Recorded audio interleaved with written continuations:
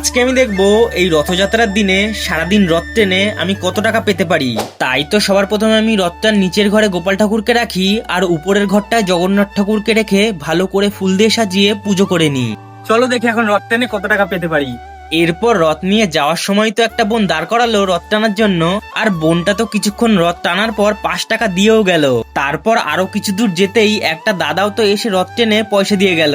কিছু দূর যেতে না যেতেই কিছু ছোট বোনেরাও তো রথ নিয়ে বেরিয়েছিল, তাই আমি একটু ওদের রথটাও টেনে প্রণামী দিয়ে দিলাম। তারপর তো রাস্তা দিয়ে যাওয়ার সময়ই একটা কাকিমা রথ টেনে 50 টাকা দিয়ে গেলেন। এরপর তো আমি আরো অনেক অনেক জায়গায় রথ নিয়ে যাচ্ছিলাম, আর সবাই তো রথ টানার পর প্রায় 5-10 টাকা দিয়েই যাচ্ছিল। সবশেষে এই দিদার বাড়িটায় রথ নিয়ে আসার পর তো দিদাটা গোপাল ঠাকুরকে আর জগন্নাথ ঠাকুরকে ধূপ জ্বালিয়ে আর শঙ্খ বাজিয়ে পুজো দিয়ে দিলেন।